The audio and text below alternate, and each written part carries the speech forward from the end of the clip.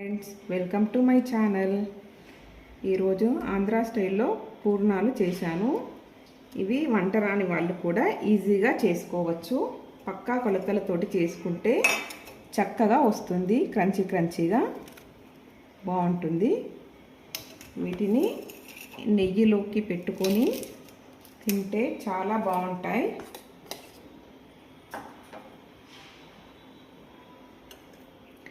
పక్కా కొలతలతోటి ఎలా చేయాలో ఇప్పుడు మనం చూద్దాం.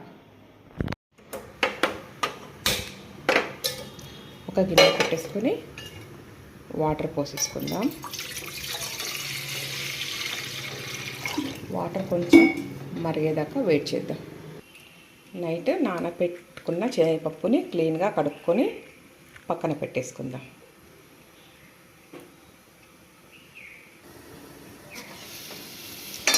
వాటర్ ఎసరు వచ్చింది కదా, ఇప్పుడు నానబెట్టి క్లీన్ చేసి పెట్టుకున్న శనగపప్పుని వేసేసుకుందాం.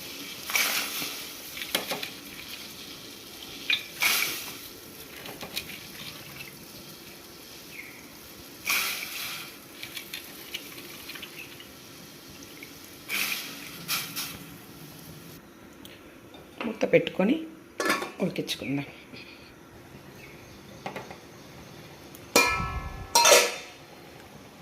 ఒకసారి కలుపుకుందాం. ఇలా నురుగు వస్తుంది కదా, నురుగు తీసేసేయాలి.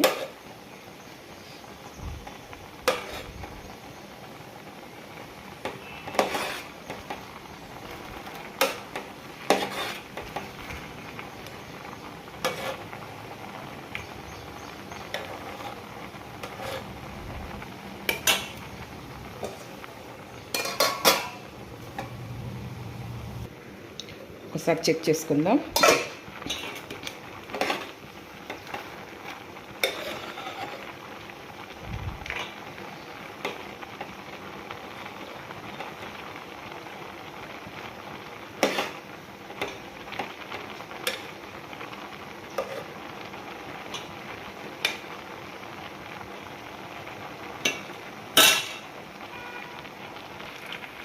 ఒకసారి పప్పు ఉడికిందో లేదో చెక్ చేసుకుందాం.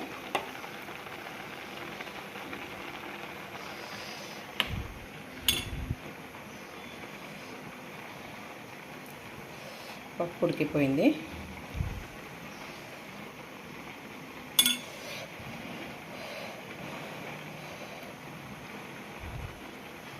స్టవ్ ఆఫ్ చేసేసుకొని స్టెయిన్ చేసి పక్కన పెట్టేసుకుందాం.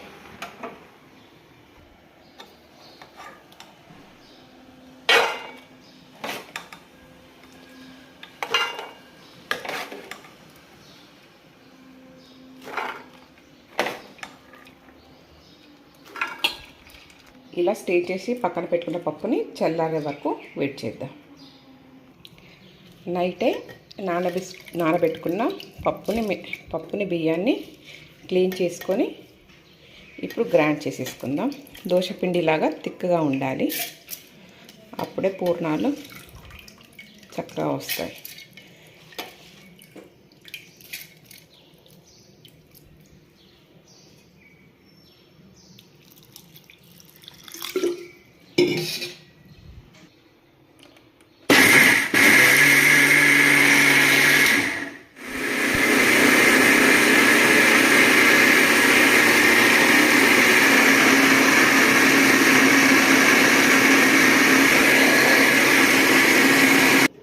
ఇలా స్మూత్గా మెత్తగా చేసుకోవాలి. దీన్ని ఒక డిష్లోకి వేసేసుకుందాం.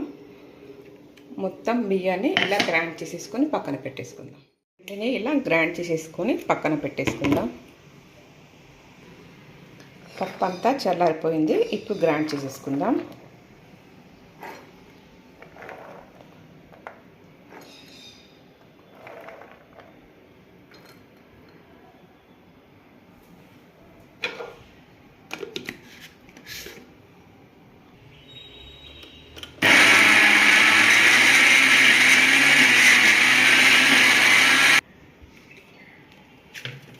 ఇలా గ్రైండ్ చేసుకున్న పప్పుని ఒక గిన్నెలోకి తీసేసుకుందాం. ఇలాగే మొత్తం పప్పునంతటిని గ్రైండ్ చేసేసి పక్కన పెట్టేసుకుందాం.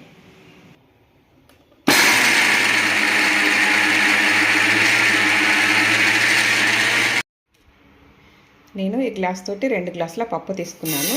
2 గ్లాసుల షుగర్ కూడా పోస్తున్నాను సమానంగా. స్వీట్ కావాలనుకున్న వాళ్ళు ఎక్కువ యాడ్ చేసుకోవచ్చు. నాకు ఈ స్వీట్ సరిపోతుంది కాబట్టి నేను 2 గ్లాసెస్ షుగర్ పోసుకున్నాను.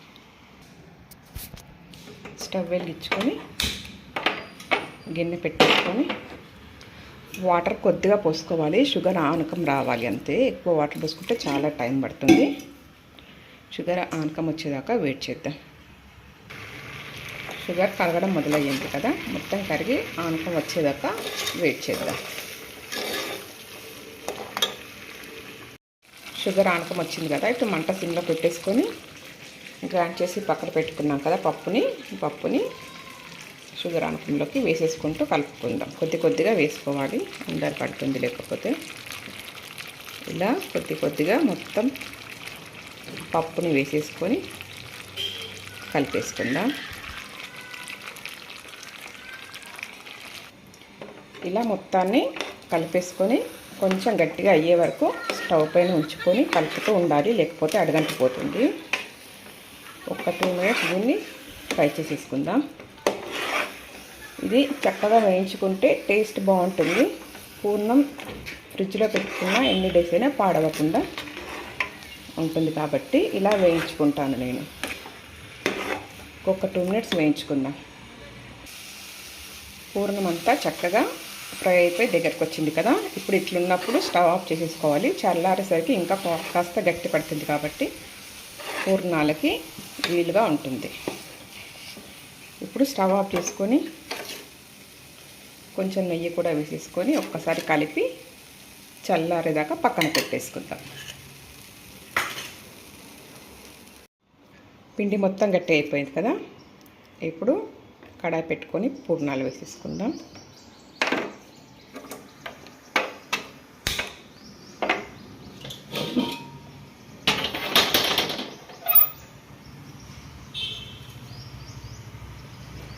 కడాయి పెట్టుకొని ఆయిల్ పోసేసుకుందాం.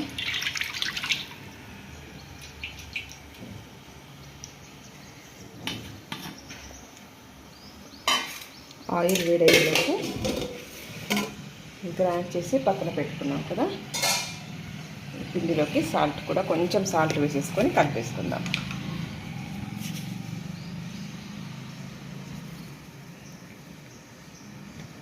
సాల్ట్ కొద్దిగానే వేసుకోవాలి.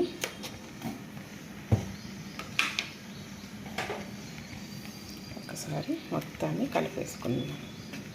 బ్యాటర్ ఇలా థిక్గా ఉంటే పూర్ణాలు చక్కగా వస్తాయి. ఒకసారి మొత్తం కలిపేసుకుందాం.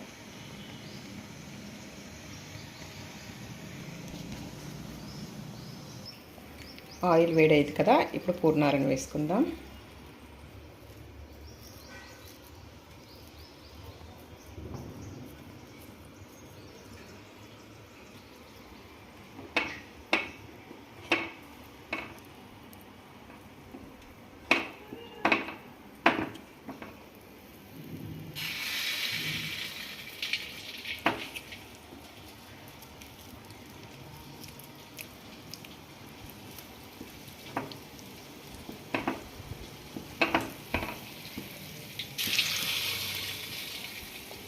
మంట మీడియం ఫ్లేమ్లో పెట్టుకోండి. ఎక్కువ హైలో పెట్టేసుకుంటే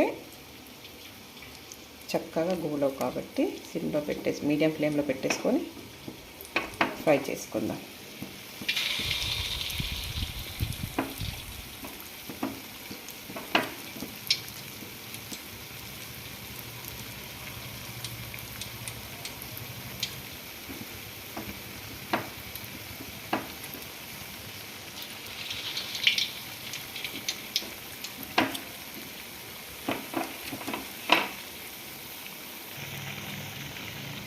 ఇలా ఒకసారి టర్న్ చేసుకొని స్లో ఫ్లేమ్లో ఫ్రై చేసుకోవాలి.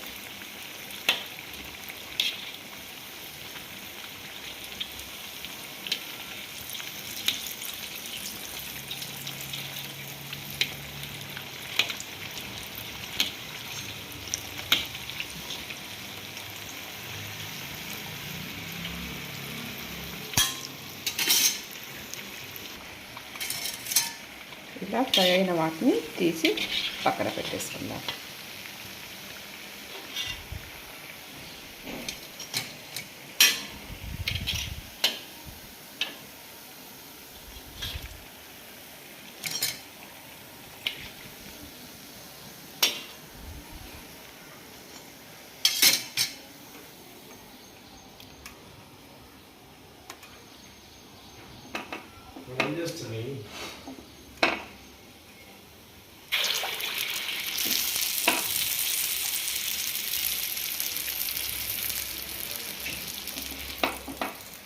ఇలా వేసేసుకుందాం.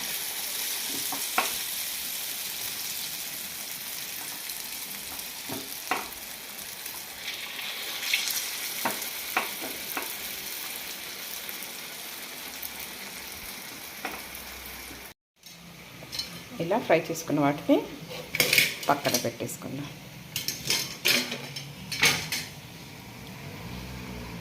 ఇలా అన్ని పూర్ణాలు వేసేసుకొని రెడీ చేసుకుందాం.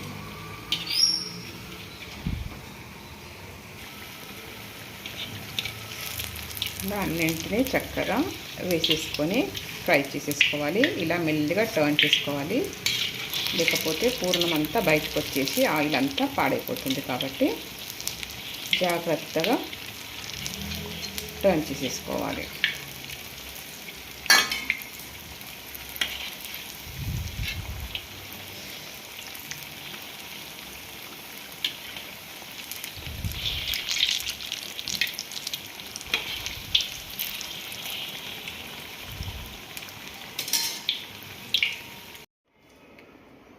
వీడియో నచ్చితే లైక్ చేయండి, షేర్ చేయండి, సబ్స్క్రైబ్ చేసుకోండి. Thank you very much.